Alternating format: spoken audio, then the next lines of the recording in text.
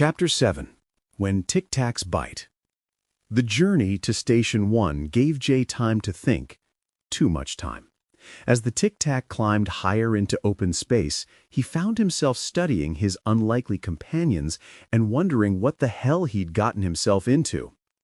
AJ piloted with the casual confidence of someone who'd been dodging military interceptors for sport.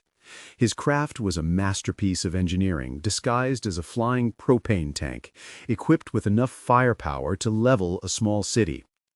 Kim monitored the weapons systems with the focused intensity of a predator, her athletic body tense and ready despite the relaxed banter.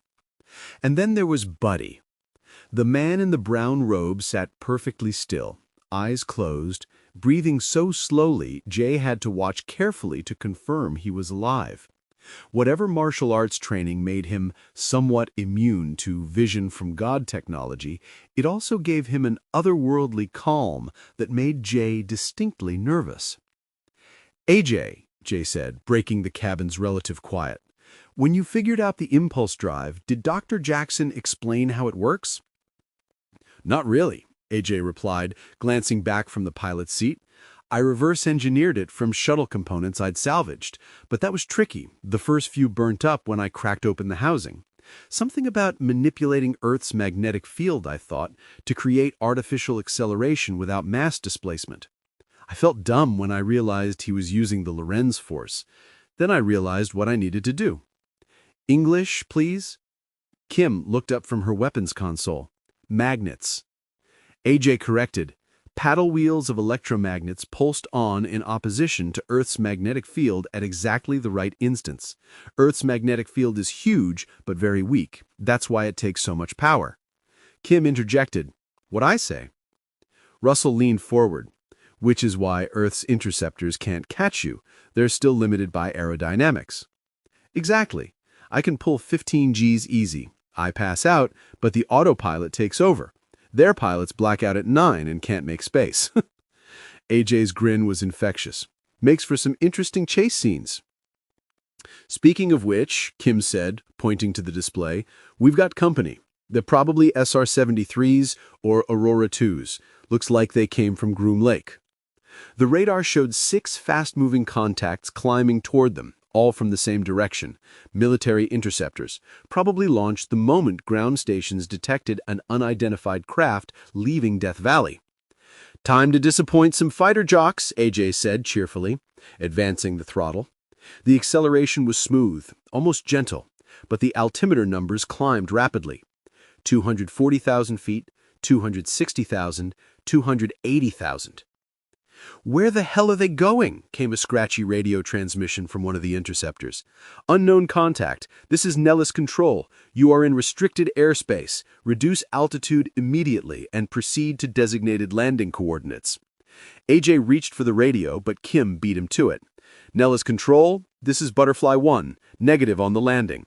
We've got places to be and people to save. Tell your boys not to strain themselves trying to keep up." "Nellis Control, you are ordered to comply immediately or face lethal force." Kim's voice turned distinctly unfriendly.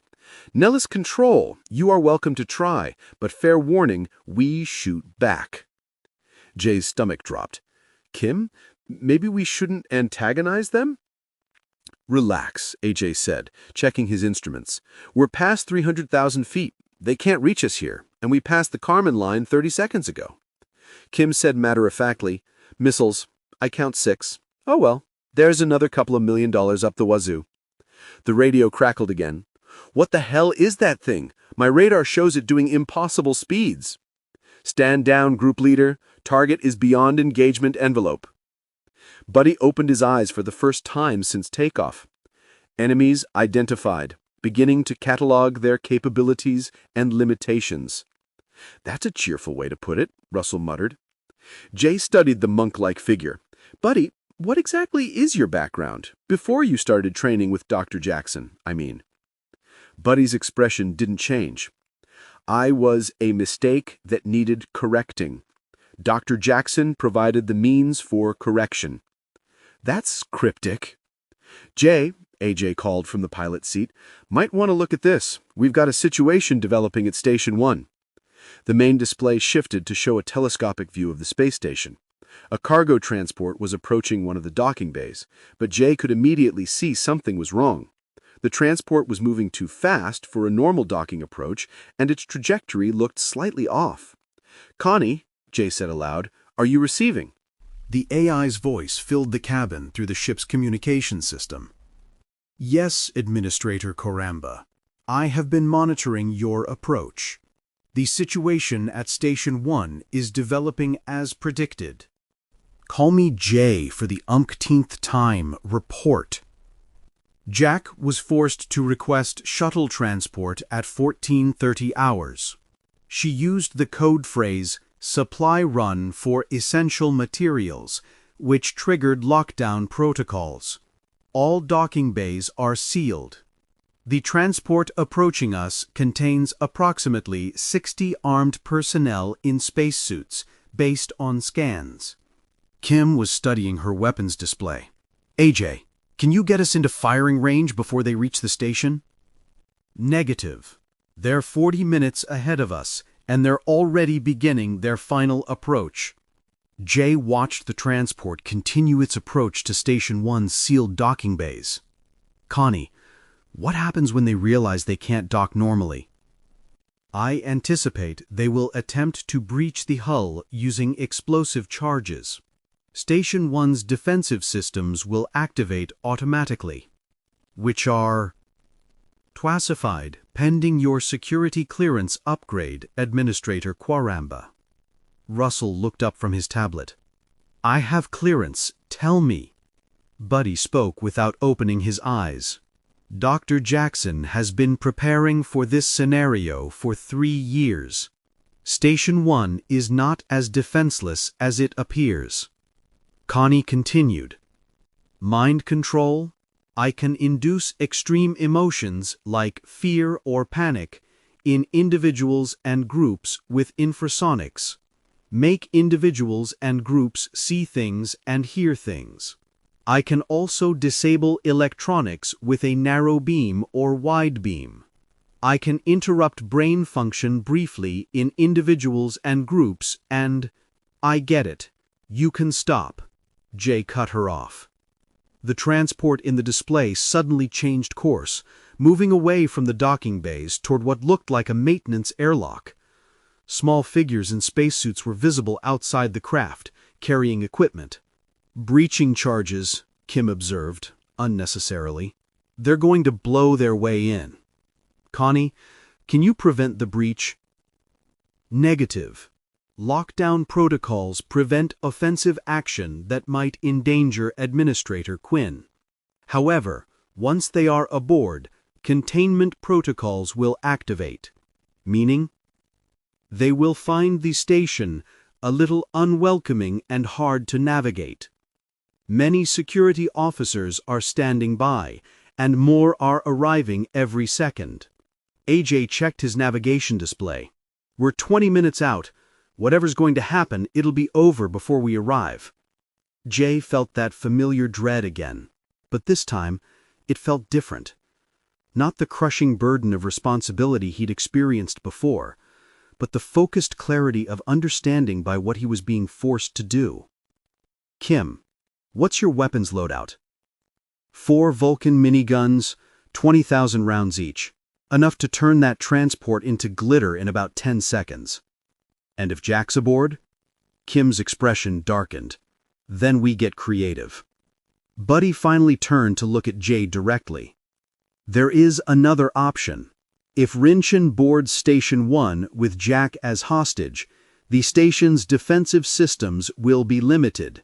But if someone with proper authorization were to board—" "Someone like me?"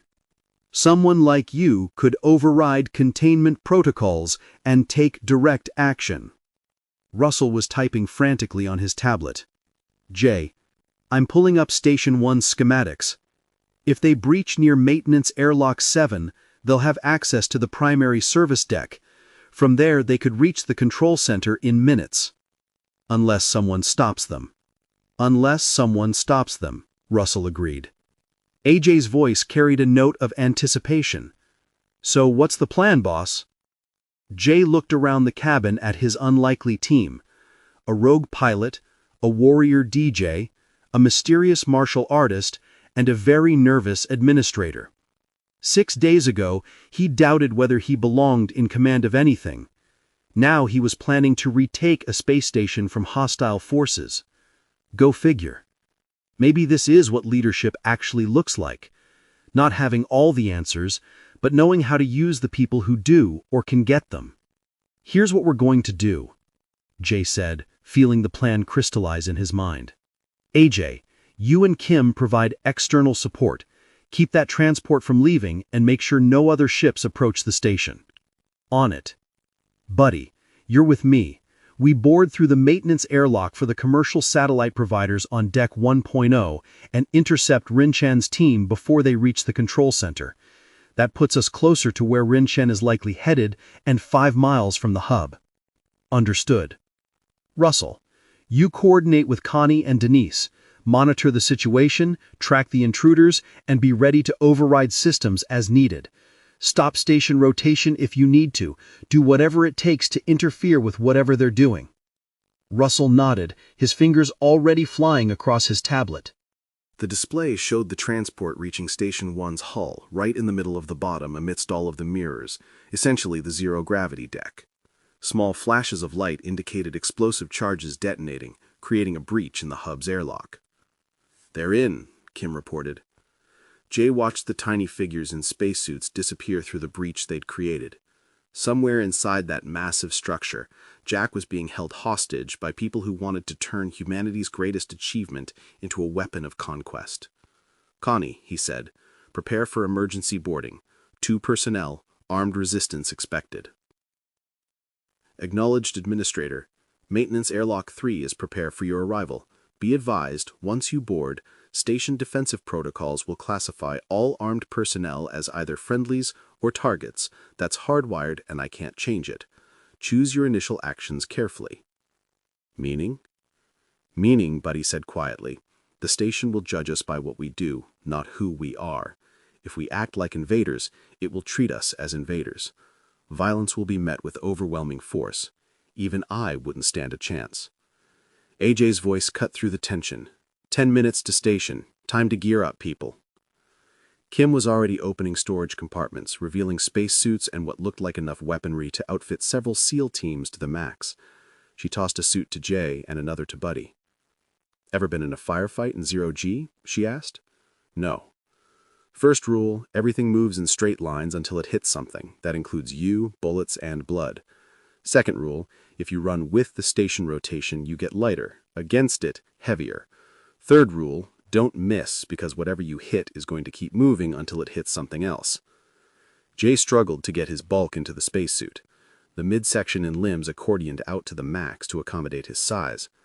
The weight of command now accompanied by the weight of military hardware. "Any other cheerful advice?" Kim's grin was fierce. "Yeah, don't die. Buddy would be really sad, and I wouldn't like that." Buddy, fully suited and checking his own equipment, turned to Jay. "One more thing, Administrator. When we board the station, you will see things that may seem impossible. Do not let them distract you from the mission." "What kind of things?" "The kind that remind us why Earth's governments are afraid of what some of us can do." The display showed Station 1 growing larger as they approached. Jay could see the breach in the hull where Rinchan's team had entered, and the small transport still attached to the station's exterior like a metallic parasite. 6 days ago I was just a pilot, he thought. Now I'm about to board a space station to fight UN Special Forces in zero gravity. Who'da thunk it? "Approaching Station 1, AJ announced. "Maintenance Airlock 3 is cycling open. I estimate you've got maybe a 2-minute window before that crew realizes we're on board." Jay sealed his helmet and checked his suit systems one final time. Everything was green. "Ready?" Buddy asked. Jay looked at the monk warrior who seemed utterly calm despite the impending confrontation, then at Kim, who was literally vibrating with anticipation, then at Russell, whose nervous energy had transformed into focused determination. These people believe I can do this. Maybe that's enough. Let's go save Jack, and remind the UN why they shouldn't have messed with us. As the airlock finished cycling, Jay had changed his understanding of leadership. It wasn't about being qualified or having all the answers. It was about being willing to act when action was needed, surrounded by people whose skills you trusted beyond doubt. Maybe I really am ready for this. The airlock opened, revealing access to the vast interior of Station 1 and whatever terrible things awaited them inside. These videos are time-consuming and a bit difficult to make. I would prefer if you told me now that you think they're crap. If not, then please at least hit the thumbs down button. Thank you. If you like the videos, please tell me, and tell me how to improve them. I'm just one guy, and I often get wrapped up in the technical details. I miss a lot of stuff, I'm sure. Fresh eyes see what I miss, so please tell me. At least hit the like button. And if you're so inclined, please hit the share button. Thank you.